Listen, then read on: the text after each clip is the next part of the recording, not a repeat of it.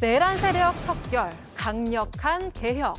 이재명 정부의 첫 당대표, 정청래 더불어민주당 신임 대표의 첫 회의, 첫 뒷배경이 화제입니다.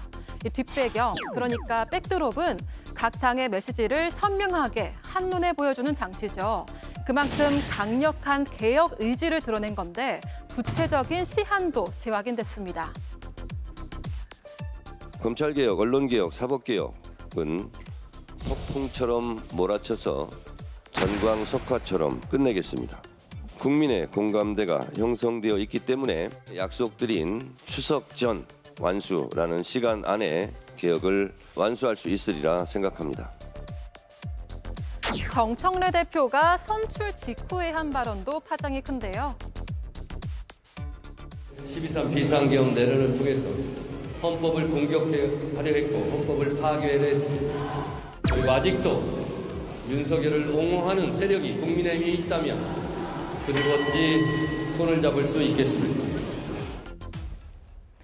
야당 당권 주자들은 일당 독재 선언이라며 반발했지만 사실 국민의힘은 당내 단일 대우 형성부터 난항을 겪고 있습니다.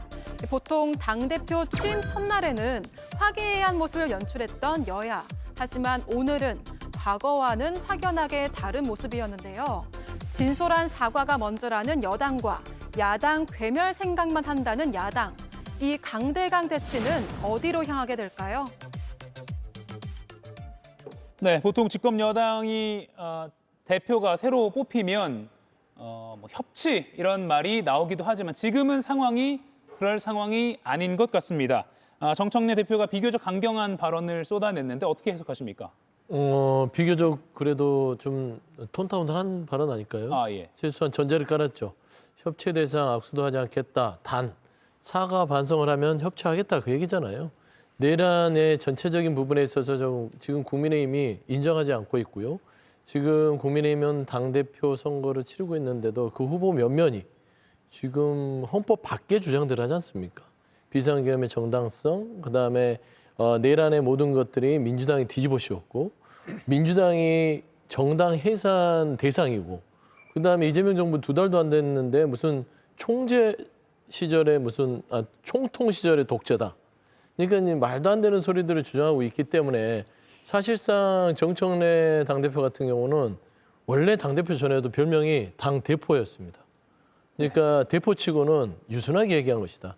사실상 국민의힘의 변화를 요구한 것이라고 볼 수 있습니다. 이걸 가지고 국민의힘이 불쾌하다, 유감이다, 협치 못하겠다라고 하는 것들은 본인들 스스로 돌아봐야 될 것 같고요. 사실 국민의힘이 협치의 대상의 수준에 있는지에 대해서는 국민들이 충분히 알 거라고 생각합니다. 예, 변화를 촉구한 것이다 이런 취지로 설명하셨는데요. 그렇게 민주당에서는 지금까지 줄곧 봤죠. 글쎄요, 말씀 중에 제가 짚고 넘어가야 될 것이 국민의힘이 내란을 인정을 안 한다라고 그 얘기를 했는데요. 이 내란의 파생, 즉 시발점이 비상계엄부터 시작을 한 거 아닙니까? 비상계엄은 누차 비대위, 최고위 여러 가지 기회 될 때마다 비상계엄이 적절하지 않다 또는 잘못됐다라는 것을 얘기를 했습니다. 내란을 인정하지 않느냐, 인정을 하고 안 하는 것은 재판이 끝난 다음에 결론 나는 거 아닙니까? 만약에 지금 현재 상황에서 100% 내란인데 왜 당신들은 인정 안 하나 하면 내란 지금 형사재판 할 필요가 뭐가 있습니까? 이미 내란으로 규정이 됐는데요. 법 절차가 있는 것입니다. 그러니까 지금 내란으로 물론 특검 이름도 내란 특검이죠. 이것이 다 끝나서 처벌될 사람은 처벌되고 내란 성격이다라는 규명이 되면은 더 이상 이 잘잘못을 논의를 할 필요도 없지만 지금 현재의 내란을 인정도 안 하고 라고 벌써 얘기를 하면은 이 자체가 정치판의 여야 파트너십이라는 게 사라지는 것이죠. 바로 정청래 대표의 얘기가 그렇습니다. 협치, 취임 일성의 협치 얘기를 꺼내지 않고 거의 대치 상태를, 협치가 아닌 대치 상태를 만든 거는 글쎄요, 저도 꽤 이 짧지 않은 시간 그 기자 생활했습니다만은 저는 처음 본 것 같습니다. 싸우겠다. 이 대통령 고매한 통합을 외치십시오. 내가 제일 앞에서 싸우겠다.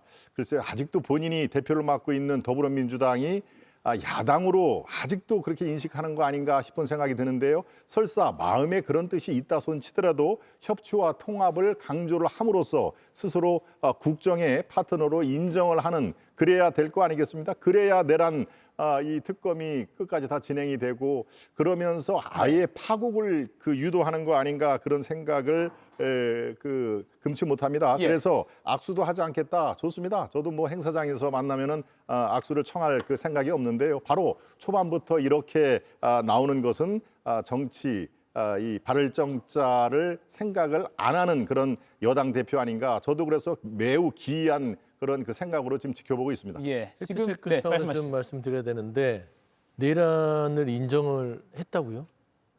그러면 김문수 후보가 사실상 비상계엄의 동기를 민주당이 줬다는 것이 과연 계엄이 불법적이라고 인정한 게 되는 것입니까? 장동영 의원이 그러면은 사실상 내란을 뒤집어 씌우고 만들어냈다는 내란 교사라는 얘기를 민주당이 하는 것이 과연 내란을 인정하는 건가요? 저는 그게 어떻게 문해력상 어떻게 그게 불법 계엄이라고 인정하는 건지 이해가 모르겠고요. 제가 다시 교정해 그러니까 드리겠습니다. 그 부분에 대해서 분명하게 저는 시청자들한테 얘기를 해주셔야 되고요. 그다음 두 번째 내란 특검 그러니까 내란 재판이 안 끝나면 내란 행위가 확정이 안 된다는 소리인데 그러면 그 논리는 뭐냐면 탄핵에 반대한다는 소리입니다. 예를 들면 현직 지금 전직 대통령 윤석열 전 대통령이 사실 내란을 행하는 비상계엄을 저질렀는데 재판이 다 안 났으니까 계속해서 직을 유지하는 게 맞지 않냐. 상상해 보십시오. 윤석열 전 대통령이 지금 수위를 읽고 들어놓으신 사람인데 사실상 재판이 다 안 끝났으니까 일단은 내란 확정 안 됐어요. 그러니까 대통령직을 수행하면서 탄핵 안 당하고 지금까지 왔다. 대한민국이 어떻게 됐겠어요? 그런 사고 자체가 저는 내란 인정하지 않는 당이다 그 얘기입니다. 제가 예. 짧게만 짧게만 발언하겠습니다. 부탁드립니다. 예. 내란 정당으로 지금 몰고 있지 않습니까? 지금 국민의힘이 제가 속한 정당이라서 이런 말씀 드리는 게 아닙니다. 내란 이 시발점인 비상계엄의 그 자체가 적절하지 않고 잘못됐다라고 인정을 하는 마당에 그래 그렇다면 내란 정당이야. 지금 내란을 옹호하는 의원이라든가 당협위원장이 단 한 사람이라도 있습니까? 그러니까 아예 처음부터 그래서 재판 얘기를 하는 것입니다. 재판이 끝날 때 모든 것이 다 인정이 될 때 그런 주장을 하시라. 지금 내란 정당, 내란 세력으로 규정을 해버리면요. 여야의 이 정치가 실종이 되는 그런 안타까움이 있어서 드리는 말씀입니다. 당대표 후보들을 보세요. 왜 모딩을 안 보세요? 자당의 당대표 후보들이 지금 계엄 자체에 대해서 정당했다. 그리고 그건 다 뒤집어 씌웠다. 이 얘기를 하고 있다니까요. 누가 정당했다고 얘기를 합니까? 어차피 그 동기 자체가 민주당이 제공한 거다. 김문수 후보 워딩이고요. 장동영 후보 자체는 뭐라 했습니까? 이재명 대통령, 그다음에 민주당이 내란을 교사한 교사범이다. 누가 계엄 자체가 정당했다는 주진우 얘기를 의원도 자, 그렇게 얘기했습니다. 얘기를 제발 좀 하세요. 이 텍스트를 좀 보셨으면 저희가 매주 좋겠어요. 목요일에 논쟁이라는 토론 프로그램이 있는데요. 거기서 다뤄야 될 것 같은. 예. 그리고 국민들 시청자 여러분께서도 평가를 하실 것 같습니다. 지금 가야 될 또 내용들이 많기 때문에 지금 양쪽 두 분 더 말씀 나누고 싶으시겠지만 다음 주제로 넘어갈게요. 일단 정청래 대표가 당이 가야 할 방향성으로 내란 세력을 뿌리 뽑을 수 있는 강력한 민주당 이렇게 언급하면서 국민과 당원들의 명령으로 자신이 선출되었다 이걸 다시 한번 강조했습니다. 오늘 아침 최고위원의 발언 한 번 더 들어보시죠. 이번 8.2 전당대회를 통해 보여주신 국민과 당원들의 뜻은 분명했습니다. 당원 중심의 더 민주적인 정당을 건설하라. 이재명 정부를 강력하게 뒷받침하라. 내란 세력과 타협하지 않고 내란 세력을 완전히 뿌리 뽑을 수 있는 강력한 민주당. 이재명 정부의 성공을 뒷받침할 유능한 민주당을 만들어 달라는 국민과 당원의 명령이었습니다. 이재명 정부와 원팀, 당정대가 하나 되어 회복과 성장이 함께하는 대한민국을 만들어 가겠습니다. 네. 그리고 오늘 아침에 바로 검찰, 언론, 사법 이 3대 개혁 특위도 발표하고 그 위원장도 바로 임명을 했습니다. 박진영 의원님, 시한은 여전히 잘 알려진 대로 추석 전까지 끝내겠다라고 밝힌 상황인데 2달 정도밖에 안 남았거든요. 물리적으로 이게 가능할지 아니면 이미 시작됐다고 봐야 되는 겁니까? 이미 시작은 되어 있었고요. 예. 그럼에도 불구하고 정치적 선언의 의미가 크다라고 보는데요. 세 가지 주제를 좀 나눠보면요. 예. 언론개혁은 이 방통법 개정안이 지금이 거의 통과되는 시점입니다. 특히 이제 공영방송 지배구조 문제라든가 이사회 구성 문제 이런 부분들은 사실은 이거 지금 국민의힘이 반대하고 있습니다만은 이거 국민의힘은 속으로는 오히려 좋아할 거예요. 야당 입장에서는 이게 국민들에게 돌려주는 상황이니까 여당이 권한을 안 누리는 거니까 저는 오히려 좋아할 거다는 생각이 들고 검찰개혁과 사법개혁은 조금 시간은 걸릴 것 같아요. 예. 검찰개혁안은 거의 다 만들어져 있습니다만은 그럼에도 불구하고 대통령실과의 조율 문제도 있고 좀 시간이 걸리지 않겠나 뭐 그런 생각이 듭니다. 사법개혁도 제가 봤을 때는 올해 안에도 좀 완수되기 힘들 수 있다. 뭐 이런 생각이 들고요. 예. 다만 정청래 대표가 이렇게 특정 시한을 정해서 개혁의 속도를 내겠다고 하는 것은 앞서 말씀드린 것들처럼 국민의힘의 이 내란 세력들이 준동하는 것을 막겠다라는 저는 하나의 이 의도가 있다라고 봅니다. 네. 저는 뭐 조금 다르게 국민의힘 전체를 내란 세력으로 보기보다는 국민의힘의 절반 정도는 내란 세력이 아닌가 뭐 이런 말씀을 드리고 싶어요. 네. 앞서 이제 계엄에 대해서는 불법이라고 인정을 했잖아요. 대부분이 계엄이 불법인데 불법 계엄을 통해서 군대를 동원했어요. 이게 우리가 내란이라고 하니까 그런데 이거 군사 쿠데타인 겁니다. 군대를 동원했기 때문에 군사 쿠데타면은 누가 봐도 이건 내란인 거예요. 그걸 그리고 또 헌법재판소에서도 인정을 했기 때문에 대통령을 탄핵한 겁니다. 그럼 국민의힘이 이걸 받아들여야 되는데 예. 지금 보면은 국민의힘의 절반 정도가 이 내란이 아니다. 탄핵 반대다. 이런 이야기를 하고 있단 말입니다. 이거는 뭐냐면요. 자유민주주의적 헌정 질서를 무너뜨린 윤석열을 옹호하는 세력이 절반 정도 있다는 겁니다. 이 세력들과는요. 여야의 문제, 진보 보수의 문제가 아니라 헌법을 지키는 제도권 정치를 같이 할 수 없는 거예요. 이 사람들을 축출하라. 이런 뜻인 겁니다. 예. 김기웅 의원님 지금 화면에 잡히셔서 짧게 반론 좀 듣고 또 넘어가겠습니다. 길게 하면 안 됩니다. 예. 하나 말씀드리겠습니다. 그 내란 세력이라고 합시다. 그러면 이재명 대통령께서 대법원에서 유죄 취지 파기환송되지 않았습니까? 그때 어떻게 했습니까? 대법원장을 끌어내리려고 특검하고 탄핵한다고 겁박하지 않았습니까? 그리고 대통령이 되고 나서 재판이 중지됐습니다. 그리고 형사소송법 개정뿐만이 아니라 공직선거법 허위사실 유포죄가 관련되고 있는 거기에서 행위라는 부분, 유죄 판단의 근거가 되는 그 조항을 없애려고 합니다. 대법관을 14명에서 30명으로 늘리고자 합니다. 사법부를 뒤흔들고 있습니다. 이건 민주당이 굉장히 사법부를 존중하고 있습니까? 그리고 특검이 이번에 압수수색 영장을 신청을 했어요. 청구를 했습니다. 기각이 됐습니다. 사법부를 겁박하고 있고요. 특별재판부를 만들고자 합니다. 그러니까 제가 여기서 드리고 있는 말씀은 뭐냐면 지금 민주당이 국민의힘을 내란 세력으로 프레임 잡아서 공격하고 있는데 역으로 본다면 지금 일련의 상황 속에서 사법부를 뒤흔들고 있는 민주당의 이 행태에 대해서는 본인들은 지고지순하고 문제가 없다고 보는지 저는 되묻고 싶습니다. 이 논리는요. 정말 황당한 게 민주당이 거부권을 행사했기 때문에 윤석열이 계엄했다는 이야기하고 똑같은 이야기예요. 네. 이거 과거로 거슬러 올라가 볼까요? 1980년도에 대한민국의 국민들이 민주화를 요구하면서 시위를 하니까 소요를 일으켰다고 5.17 계엄해가지고 광주에서 학살을 저지른 전두환의 논리하고 똑같은 거예요. 그렇게 이야기하시면 저는 안 된다는 말씀을 드리겠고요. 만약에 민주당이 했던 거부권을 했던 행위들이라든가 이재명 대통령이 지금 대통령이 되고 나서 사법적인 절차가 중단됐다는 행위가 헌법적 절차에 위반된다면 탄핵을 하십시오. 그 왜 같이 이거 비교할 수 없는 범죄 이야기를 지금 하고 있는 거예요. 제가 말씀드릴까요? 짧게만 여기까지만 부탁드릴게요. 하겠습니다. 예. 여기까지. 이전에 민주당은 대법원에서 유죄 판단이 나왔을 때 뭐 양심의 법정에서는 무죄다. 역사의 법정에서는 무죄다. 이런 말씀을 하셨는데요.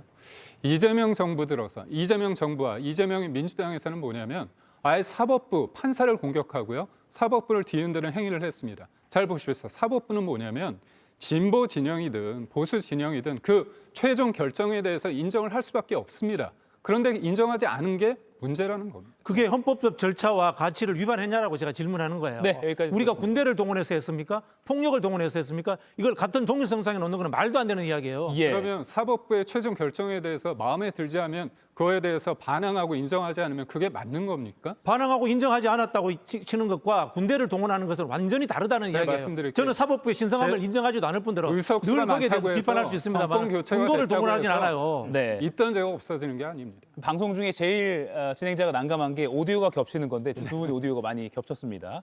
오늘 초반부터 아주 열띤 토론처럼 펼쳐지고 있는데 다시 오늘 오전 상황 또 한번 오후 상황 한번 짚어볼게요. 정청래 신임 민주당 대표가 오늘 오후에는 우상호 대통령실 정무수석을 접견했습니다.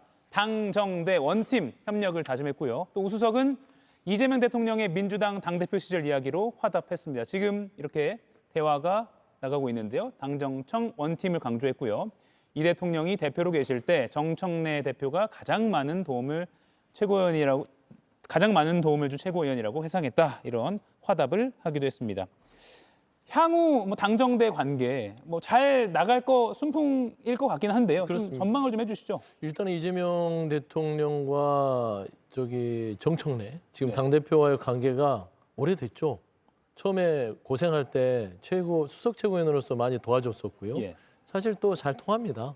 다만 이제 말씀한 것들은 당내에서 정청래 대표가 본인 정치를 위해서 혹시 이재명 정부에 있어서의 조금의 그 어깃장이 나지 않을까 그런 우려는 있으나 최소한 이제 정부가 시작된 지 6개월도 채 안 됐습니다. 이 집권 여당의 일기 지도부로서 본인의 정치를 해가면서 정부가 혼란스럽게 할 만큼 정무력이나 판단력이 정청래 대표가 그렇게 낮지는 않습니다. 그래서 굉장히 수가 높기 때문에 예. 잘 지낼 것 같고요. 다소 일정 부분에서는 의견차가 있을 수 있으나 그 또한 이것도 균형 잡힌 어떤 시각으로 잘 풀어낼 것으로 기대하고요. 예. 좀 덧붙이면요. 아까 이제 내란이네 아니네 싸우는 거 보면 예. 여전히 내란은 안 끊는 것 같다. 예. 그런 생각이 듭니다. 예. 다시 한번 토론으로 옮겨 붙을 뻔했지만 제가 그 불을 다시 끄겠습니다. 오늘 정 대표가 토요일 날 지난 당선 직후에 저희 JTBC 뉴스룸과 인터뷰에서 윤 전 대통령 체포영장 집행 거부에 대해서 해법을 하나 제시하기도 했습니다. 수위 탈의로 계속 버티면 커튼이나 담요로 둘둘 말아서 나올 수 있다. 이런 비유성 발언으로도 들리기도 하고요. 김기용 의원님. 일단 윤 전 대통령이 국민들이 보기에 조금 볼성 사나운 그런 행동을 하고 있다. 이런 비판도 많이 받고 있는데 윤 전 대통령 측은 체포 거부를 위해서 속옷 차림을 한 게 아니라 너무 더워서 그런 거다라고 오늘 반박을 하기도 했습니다. 지금 이 진위 여부를 또 따져봐야겠지만 이런 논란까지 불거지는 상황에 대해서는 좀 어떻게 평가하십니까? 저는 윤석열 전 대통령께서 예. 특검의 수사에 대해서 미온적으로 소극적으로 하는 부분에 대해서는 국민들의 다양한 평가가 있을 것 같습니다. 문제다. 대통령, 전직 대통령으로서 왜 이 부분에 대해서 그러느냐? 당당하게 임하라 이런 부분도 있고요. 어떤 분 입장에서는 방어권이고 본인이 선택할 수 있는 거 아니냐 그런 건데 저는 이제 두 가지를 말씀드리고 싶어요. 첫 번째는 뭐냐면 이 문제가 특검의 언론 브리핑을 통해서 알려졌습니다. 그런데 그 알려질 때 제가 볼 때 굳이 언급할 필요가 없는 워딩들이 나왔습니다. 속옷 차림이라는 것도 나오고 기자들과의 어떤 질의응답 속에서 네. 삼각 팬티다, 사각 팬티다 그런 얘기까지 나왔습니다. 그리고 이게 옮겨 붙으면서 정치권에서는 빤스 수계다라는 얘기도 나오고 그다음 정청래 당대표는 뭐라고 얘기합니까? 담요로 속된 말로 보쌈하라는 이 얘기 아닙니까? 그러니까 저는 윤석열 전 대통령의 어떤 그 선택과 그 방식에 대해서는 평가할 수 있지만 이렇게까지 희화하고 조롱하는 게 과연 특검이 수사를 하기 위한 목적이 과연 맞는지를 좀 여쭙고 싶고 또 하나는 그겁니다. 강제력을 할 수 있는 거, 강제 구인하고 인치를 하기 위해서는 집행관들이 할 수 있는 범위가 뭐냐면 그분이 그러니까 윤석열 전 대통령이 예를 들어서 자해를 하거나 도주를 하거나 아니면 다른 사람을 때리거나 아니면 시설을 파괴하려고 했을 때 할 수 있거든요. 예. 그래서 저는 궁금한 게 어떤 법을 가지고 윤석열 전 대통령을 강제 구인을 할 수 있을지 법 위에 누구도 군림할 수 없지만 법을 그 이상으로 적용해서 할 수 있는 부분이 없다고 봅니다. 네, 이 부분은 저희가 이슈 토크 두 번째 순서에서 조금 더 다뤄보도록 하고요. 오늘 국민의힘 반응도 좀 살펴보겠습니다. 정청래 신임 민주당 대표의 이 본격적인 내란 척결 드라이브에 국민의힘 당권 주자들은 일제히 이렇게 반발했습니다. 들어보시죠. 바로 민주당이 얼마나 독선, 독재, 독주의 정당인지를 잘 보여주는 대표적 인물이 정청래입니다. 미 대사 관저를 들어가서 반미 방화범 이런 사람이 민주당의 대표인데 저게 반미 폭력 극좌 정당 아닙니까? 정청래라는 사람이 이재명 시킨 대로 하는 거지 뭐 별 게 있습니까? 계엄이 곧 내란은 아닙니다. 탄핵을 반대했다는 것이 계엄과 내란을 옹호하는 것이 될 수 없습니다. 당론을 따르고 열심히 싸웠던 사람들이 혁신의 대상이 될 수는 없습니다.